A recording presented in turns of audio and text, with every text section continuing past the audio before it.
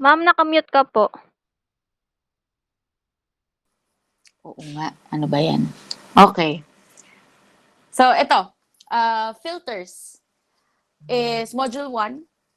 Module 5, Lesson 1.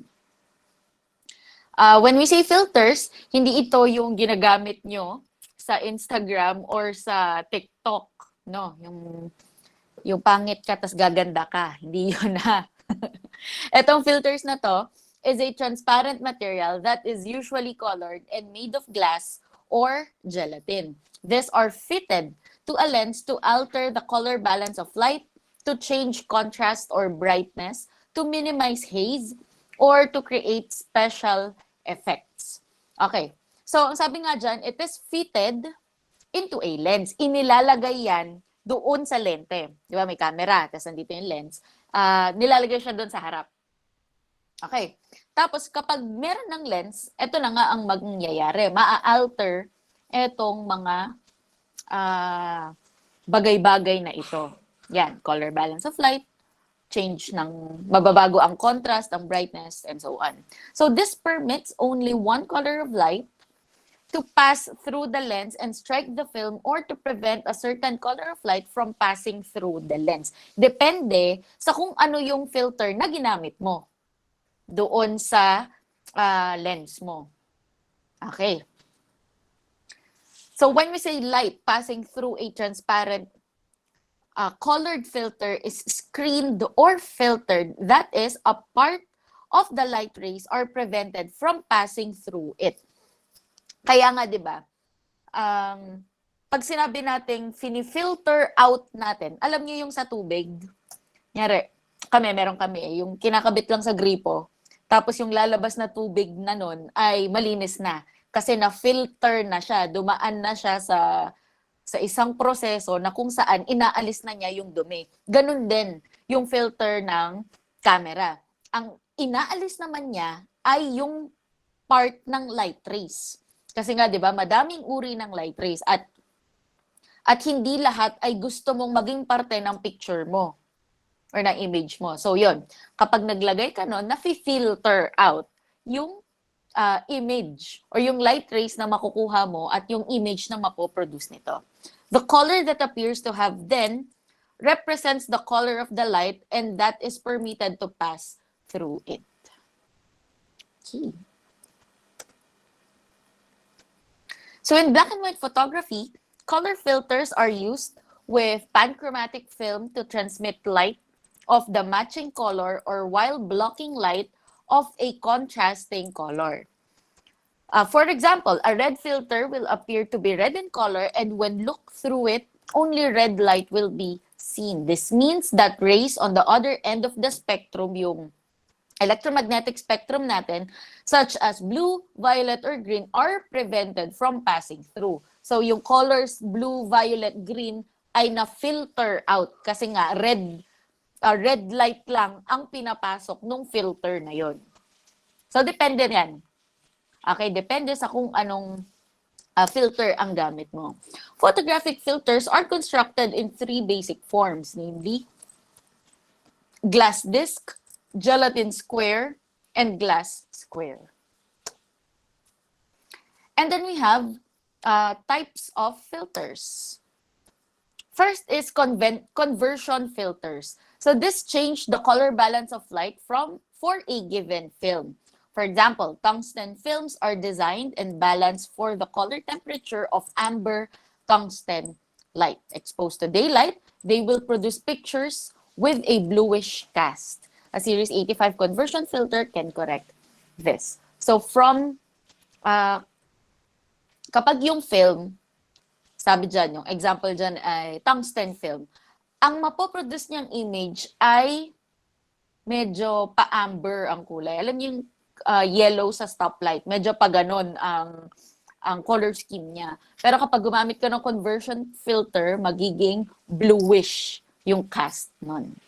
Okay, next is light balancing filter. So these are generally used to make small adjustments in color.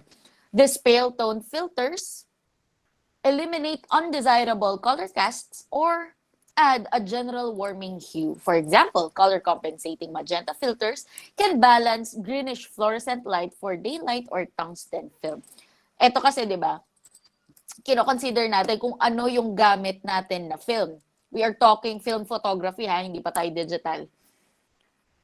May certain product kasi talaga yung mga film. So kung gusto mong mabago yung produkto na image nung film na yon, gagamit ka ng ganitong filters. But for digital, madali na lang siyang i-adjust.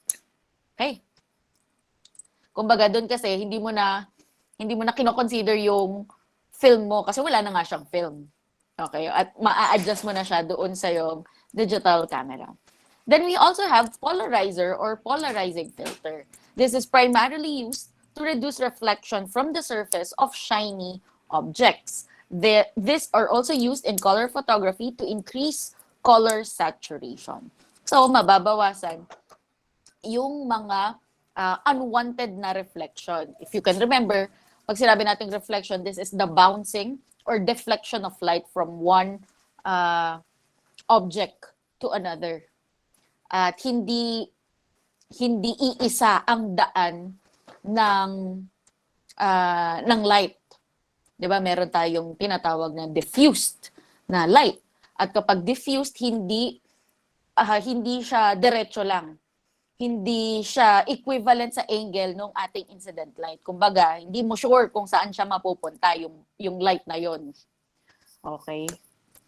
So, other classes of photographic filters, we have color filters, viewing filters, density filters, and polarizing filters. When we say color filters, these are used to control the relative tone values in which colors are rendered by the photographic process, to lighten or darken particular colors, or to obtain color separation records for color photography works. So this may be defined as an optically homogeneous filter in which the absorption of light and transmission of light varies with the wavelength. When we say wavelength, this pertains to the color. Kaya nga siya color filter. Okay, so pag blue filter ang ginamit mo, this can be used effectively when photographing blood in black and white photography. So when used outdoors, it will make the sky or any blue object appear white in photograph. Green filters, on the other hand, are now used in photographing blood, same as with blue filters. And then yellow filters cuts through haze to a certain extent and can be used with good results to photograph an accident on a hazy day. These are all applied in black and white photography. Next is viewing filter. These are designed to show by direct observation the relative values in which colors will be reproduced by a particular type of sensitized material with or without a given filter. Next is neutral density filter. So these are used to reduce the amount of light passing through the lens without altering brightness relationships within the scene. Neutral density filters reduce the amount of light passing through a camera lens without changing the reproduction of colors in the scene. So kapag gumamit ka ng neutral density filter, ang nababawasan lang ay yung dami ng light na pumapasok doon sa camera. Pero kung ano yung kulay na nandoon sa scene, hindi siya mababago. Kung bright green yan, bright green pa rin na matatranslate sa ating image. Yun pa rin yung makukuhanan mo. Pero, bawas yung brightness. Okay? Parang sa computer, di ba? Katulad ngayon, naka-zero yung brightness ko, pero etong background na nandito, alam kong color red pa rin yan, at saka color yellow. Ito. Ayan. So these filters are non-selective in their absorption of colors of light and therefore uniformly reduce the various colors of light in the spectrum. Hindi katulad ng ibang filters, di ba, na ang pinapapasok lang niya ay red light. Tapos nire-reject niya yung violet, green, and blue. But in neutral density filter, lahat ng colors, patutuloyin niya. Okay, ang binabawasan nga lang is the light.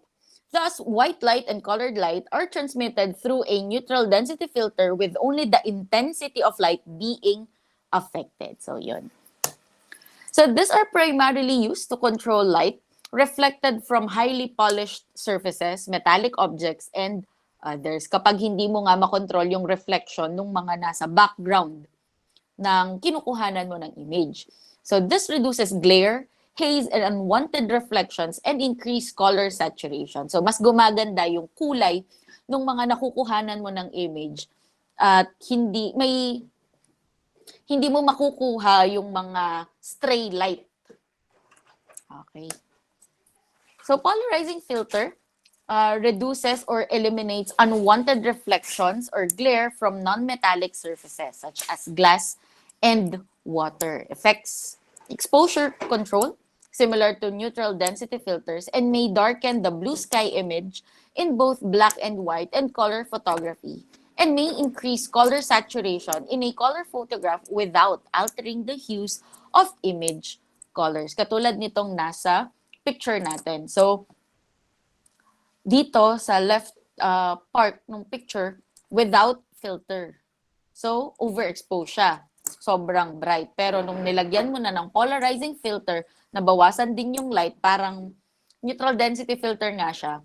At makukuhanan mo yung mas magandang image ng blue sky. Yun. Other types of filters. Correction filters. This render colors in the scene in shades of gray that correspond to their perceived relative brightness. Also in black and white photography. Kasi 'di ba, sa black and white photography, obvious naman wala ngang kulay. So papaano mo madidistinguish na magkaiba ang kulay ng isang bagay at isa pang bagay? Doon, madidistinguish mo 'yon sa mga shade nung gray. 'Di ba? Shades of gray. So, when you use correction filters, magiging distinct yung pagka-gray nung isa. Kunyari, yung isa medium gray, yung isa magiging light gray, yung isa dark gray. Ganun. And then contrast filters. This increases gray tone separation between two colors that might otherwise appear of the same tonal value. Katulad din nitong correction filters. Paghihiwalay niya nga yung kulay ng isang bagay at isa pang bagay. For example, ano ba? Itong relo ko. Sabihin natin, kapag black and white, then etong gray will turn out a bit darker. Then etong sa loob niya, itong sa dial niya is color white. So magre-reflect siya ng darker gray. Pero dahil hindi naman ganun talaga ka-distinct yung colors nitong dalawa, kapag gumamit ka ng contrast filter, ay mag-separate sila yung kulay na yon. Sabi nga dyan, lalo na kapag same tonal value, medyo magkalapit yung colors nila. Then haze filters. This reduces aerial haze in distance and aerial shots. Pwede masabi na ang haze ay hamog.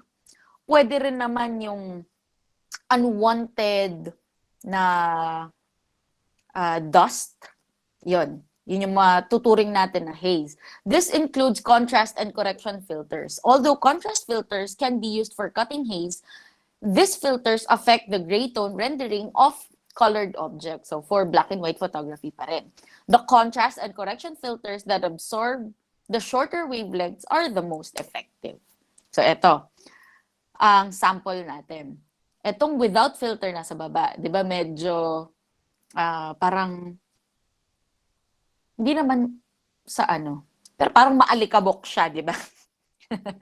Kasi nga, may haze. But when you use haze filter, mawawala yun.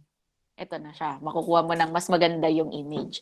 The recommended contrast and correction filter colors in the order of greatest to least effective for haze penetration are as follows. Red, orange, yellow, and then green. The use of an infrared sensitive black and white film with an infrared filter provides the greatest haze penetration of all. Then, nabanggit na rito kanina, conversion filters. This alters the color balance of light reaching the film to match that of the film in use. These are used in color photography when a significant adjustment of an exposing light is required to convert the color quality of the exposing light, the color temperature for which a film is balanced. And then we have skylight or ultraviolet or UV filters. So obvious naman. This filters out UV light. At ang effect nun, it will also reduce haze and increase the color saturation of the sky and to reduce the effect of excessive blue light at high altitudes and on overcast days. Kaya siya tinawag na skylight or ultraviolet filters because it will produce a better image kapag ginagamit mo siya kapag nagpipicture ka ng sky. Ayun. Babawasan yung haze and mas maganda yung color saturation. And then color compensating filter. So this filter precisely alters the color balance of any source of light during shooting or printing to achieve any combination of primary and secondary wavelengths desired. 6 colors that color compensating filters are manufactured are red, blue, green, cyan, magenta, and yellow, your primary and secondary colors. Katulad nitong nasa picture natin. So from pale, mas makukuhanan mo ng mas magandang color yung image mo, mas vivid yung kulay niya. So the principle of color filters is that objects are distinguished from their surroundings by their contrast, which may be the result of a difference in brightness or color. Masasabi mong magkaibang bagay to base sa kulay nila, sa contrast ng kulay nila. At times, parts of a subject may differ slightly in brightness, yet the contrast due to difference in color are very marked to the eye, especially kapag ang gamit mo ay black and white film. Kaya, mahalaga na gagamit ka ng filter para magkaroon ng pagkakaiba yung mga bagay na halos magkaparehas ng kulay. So for example, red and green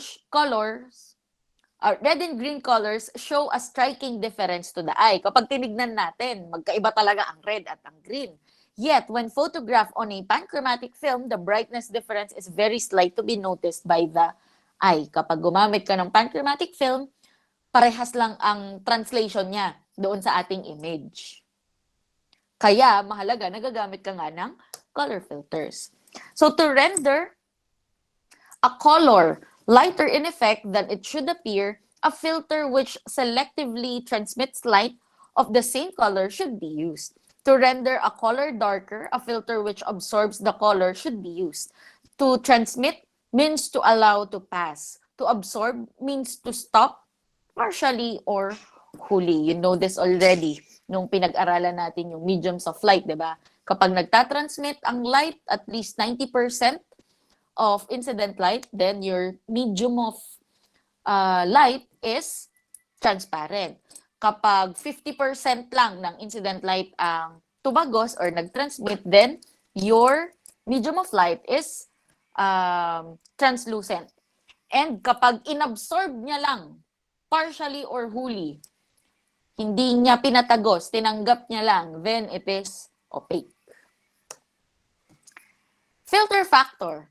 A photographic material exposed to such filtered radiation will receive a small amount of light that one without any filter. To compensate for the loss of radiation, because of the absorption of the filter, the shutter speed should be increased or a longer time in opening and closing or wider lens aperture, or an increase in the intensity of light source is necessary. And then, filter factors depend upon the absorption characteristics of the filter. Depende rin yan doon sa pinipicturan mo yung subject. The spectral sensitivity of the emulsion sa kung anong uri ng film ang gamit mo, and the processing conditions, yung chemicals na ginamit mo. So doon magdedepende rin ang epekto ng filter na ginamit mo during taking of the picture. Okay.